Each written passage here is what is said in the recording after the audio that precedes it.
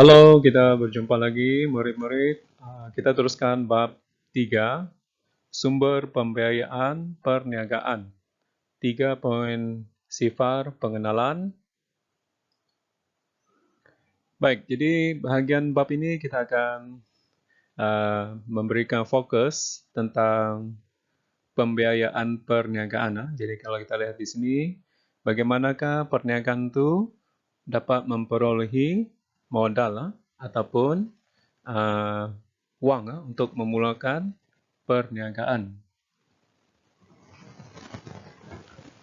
Semua jenis perniagaan memerlukan modal untuk menjalankan perniagaan. Modal perniagaan boleh didapati daripada berbagai sumber. Dan sebenarnya berbagai sumber ini nanti kita akan lihat secara terperinci. 3.1 Sumber pembiayaan untuk sesebuah perniagaan. Terangkan sumber pembiayaan perniagaan. Baik, jadi di sini kita akan lihat yang pertama, size modal perniagaan. Oke, kita biasanya bergantung dengan bentuk pemilikan perniagaan, sama ada milikan tunggal atau perkongsian atau syarikat berhad atau koperasi atau franchise. Seterusnya sumber pembiayaan ini kita lihat dari segi jenis modal perniagaan. Oke, kalau kita lihat sini modal perniagaan ini yang pertama melibatkan uang tunai. Jenis modal yang kedua melibatkan inventory. Apa itu inventory? Ia berkaitan dengan bahan-bahan mentah ataupun barang-barang separuh siap atau barang atau produk yang sudah siap, yang telah disimpan di dalam suatu tempat yang selamat. Kemudian jenis modal perniagaan yang ketiga ialah bangunan kilang, dan yang terakhir jenis mesin ataupun jentera. Seterusnya di bahagian ini kita lihat tujuan. Tujuan modal perniagaan ialah yang pertama sekali untuk menjalankan perniagaan semestinya. Yang kedua, meneruskan perniagaan. Tujuan modal perniagaan yang ketiga ialah mengembangkan perniagaan jika ada peluang. Dan seterusnya yang keempat, tujuan dia ialah untuk membayar hutang perniagaan. Kita lihat bahagian yang seterusnya 3.2, jenis pembiayaan dalaman dan luaran yang sesuai untuk perniagaan. Jadi, dari segi soalan, jelaskan jenis sumber pembiayaan perniagaan. Kita akan lihat jenis-jenis sumber pembiayaan. Kita ada dua. Yang pertama, sumber pembiayaan dalaman. Yang kedua, sumber pembiayaan luaran. Jadi dari segi sumber pembiayaan dalaman pula terbahagi kepada dua pula, yaitu yang pertama, simpanan peribadi. Dan sumber yang kedua, yaitu melalui modal daripada keuntungan perniagaan, di mana keuntungan yang lebih disimpan untuk tujuan reserve. Jadi ini pun boleh dianggap sebagai sumber pembiayaan dalaman. Seterusnya, sumber pembiayaan luaran pula kita boleh bahagikan kepada dua, yaitu agensi kerajaan, dan yang kedua yaitu bank dan institusi keuangan. Mari kita lihat secara terperinci tentang jenis-jenis pembiayaan. Yang pertama sekali terangkan sumber pembiayaan dalaman.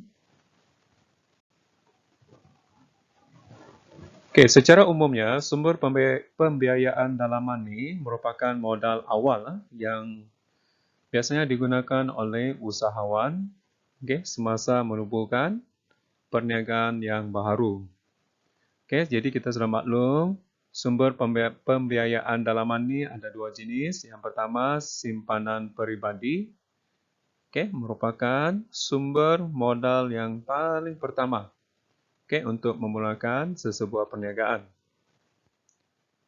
Contohnya simpanan dalam akaun simpanan. Akaun simpanan ini pula ada akaun simpanan tetap ataupun mungkin daripada akaun simpanan semasa.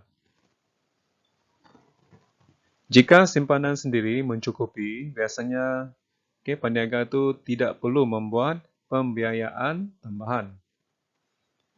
Sumber yang kedua dalaman modal daripada keuntungan reserve.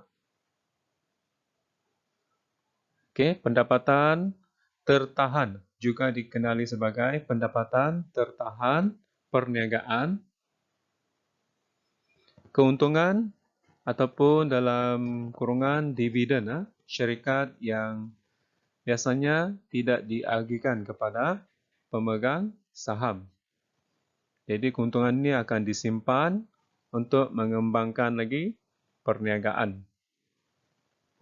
Bahagian ini dianggap penting. Baiklah murid-murid, seterusnya kita lihat daripada jenis pembiayaan luaran. Jelaskan sumber pembiayaan luaran. Biasanya daripada bank, contoh gambar bank Islam ataupun agensi kerajaan, contoh Tekun Nasional. Sumber pembiayaan luaran terbahagi kepada dua. Yang pertama daripada bank perdagangan ataupun daripada institusi kewangan. Sumber pembiayaan yang kedua ialah daripada agensi kerajaan. Mari kita lihat sumber pembiayaan daripada bank dan institusi kewangan. Yang pertama bertujuan untuk mendapatkan modal permulaan. Yang kedua mungkin bertujuan untuk melalui sewa beli. Melalui pajakan. Yang ketiga, yang keempat melalui pemfaktoran. Melalui share ataupun melalui saham terbitan. Seterusnya melalui overdraft. Dan yang terakhir, mungkin melalui secara gadaian ataupun R-anu. Mari kita lihat sumber pembiayaan luaran dari segi agensi kerajaan. Tujuan dia adalah untuk mendapatkan modal, bantuan modal. Yang kedua, untuk mendapatkan jaminan kredit. Dan seterusnya, pembiayaan ini bertujuan untuk geran penyelidikan dan pembangunan. Kita akan lihat secara terperinci. Terangkan jenis pembiayaan bank dan institusi kewangan. Kalau kita lihat gambar ini, menunjukkan peminjam dan pihak bank, sama ada bank ataupun institusi kewangan telah mencapai kata sepakat. Dan mungkin boleh menandatangani perjanjian untuk pembiayaan pinjaman. Jadi peniaga atau peminjam mendapat pinjaman dari bank yang biasanya mempunyai aset.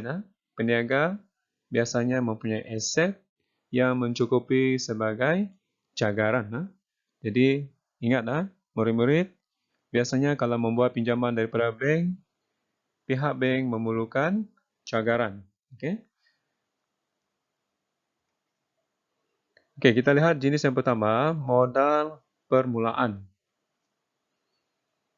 Merupakan pinjaman bank untuk memulakan perniagaan. Tidak kira perniagaan itu bersaiz kecil, sederhana atau bersaiz besar. Pinjaman ini ada beberapa jenis. Ada pinjaman yang secara berpenggal, ataupun pinjaman jangka pendek, dan pinjaman jangka panjang. Kalau pinjaman jangka pendek, biasanya tempo bayaran balik itu kurang setahun. Manakala kalau pinjaman jangka panjang, tempo bayaran balik tu biasanya lebih setahun. Kadang-kadang mencapai 5 hingga 10 tahun untuk bayar balik pinjaman ni. Baik, untuk jenis yang kedua, sewa beli. Okey, apa itu sewa beli? Merupakan satu kaedah membeli barang dengan membuat bayaran secara ansuran. Okey, pembeli sebagai penyewa. Okey, dan perlu membayar ansuran bulanan. Biasa kita panggil bayaran CCM. Okey, dan dia sesuai untuk jenis barang yang tahan lama. Okey, dan barang yang mempunyai nilai jualan yang tinggi jika barang tu ditarik CCM ataupun ditarik oleh pihak bank dan barang tu boleh dijual semula masih bernilai.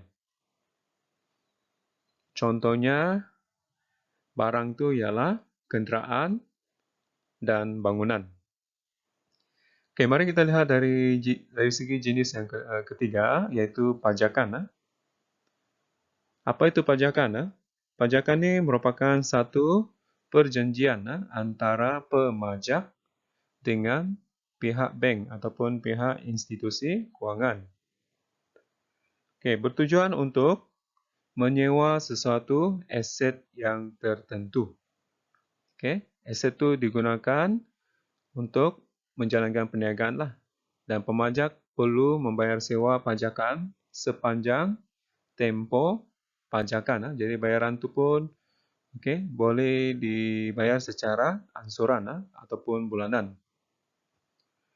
Contohnya pajakan dari segi premis ataupun bangunan, jentera atau kenderaan. Kita lihat jenis yang keempat iaitu pemfaktoran. Apa itu pemfaktoran? Merupakan satu kemudahan pembelian invoice oleh syarikat pemfaktoran. Syarikat pemfaktoran ini pun kita boleh anggap sebagai institusi kewangan.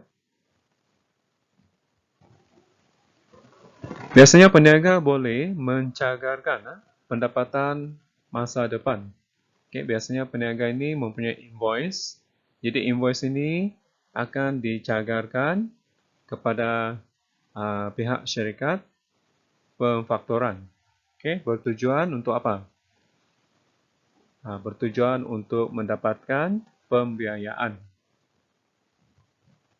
Jadi syarikat pemfaktoran akan membayar sebahagian nilai invoice. Kalau nilai invoice itu berharga RM1,000, dia akan membayar sebahagian dia iaitu RM500 kepada peniaga. Seterusnya, jenis yang kelima iaitu overdraft. Kadang-kadang kita sebut juga overdraft bank. Apa itu overdraft? Satu kemudahan kredit yang diberikan oleh pihak bank kepada pemegang akaun semasa. Apa itu akaun semasa? Akaun yang biasanya dia ada buku cek. Buku cek. Bank bersetuju dengan peminjam dapat mengeluarkan wang melebihi baki akaun semasa.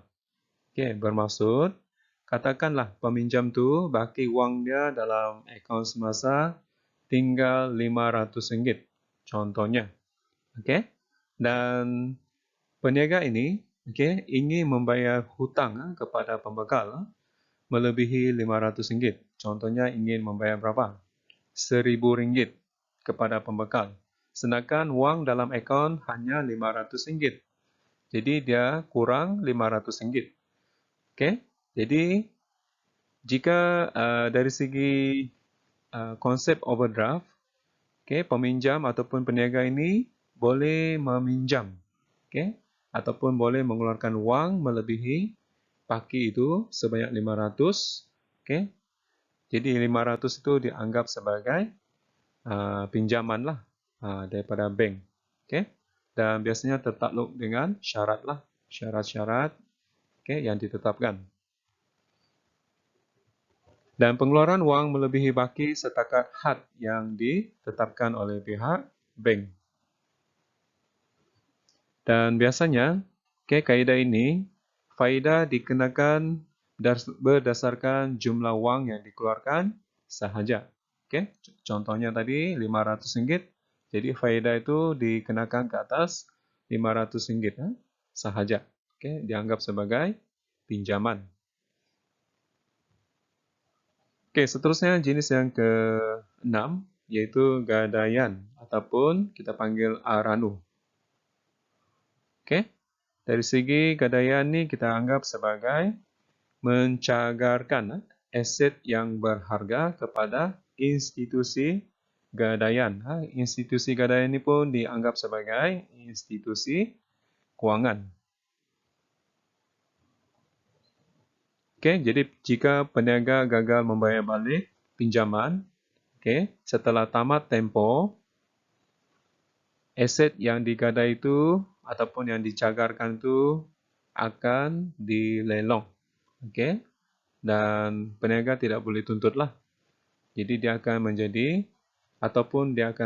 hak milik aranu. Jadi dia merupakan satu jaminan kepada pihak penerima gadaian. Yaitu pihak bank ataupun pihak institusi kewangan. Jika penggadai ataupun katakanlah peniaga itu ingin menggadai asetnya, gagal membayar.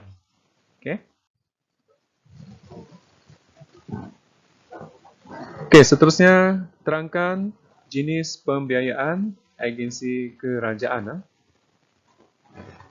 Jadi kalau dari segi agensi kerajaan ini, kita ada 3 jenis. Yang pertama melalui bantuan modal. Kerajaan menyediakan berbagai pinjaman untuk perniagaan. Dan biasanya kerajaan akan membantu usahawan supaya mudah mendapat pinjaman yang disediakan oleh kerajaan. Contoh agensi kerajaan ini ialah yang biasa kita dengar Agrobank, ataupun Tekun Nasional dan Marang. Ini adalah contoh-contoh gambar agensi kerajaan. Kemudian jenis yang kedua, jaminan kredit. Jaminan ini diberi kepada usahawan yang menghadapi masalah pinjaman bank. Maksudnya sukar mendapat pinjaman dari mana-mana bank ataupun institusi kewangan. Jadi kerajaan akan membantulah usahawan ini kerana mungkin usahawan ini tidak mempunyai cagaran.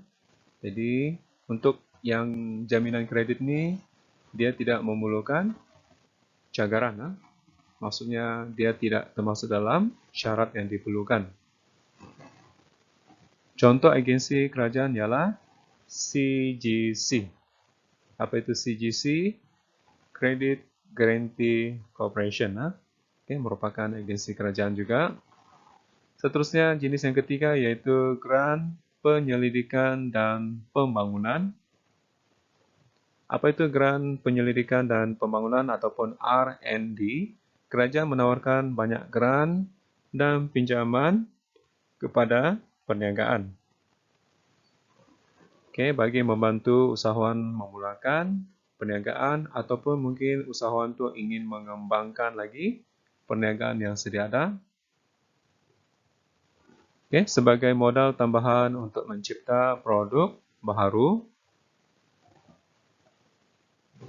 Dan kalau kita lihat contoh yang biasa kita nampak yaitu program Tunas Usahawan Belia Bumiputra ataupun TUBE. TUB. Contoh lain pula ialah program Putra ataupun SME Investment.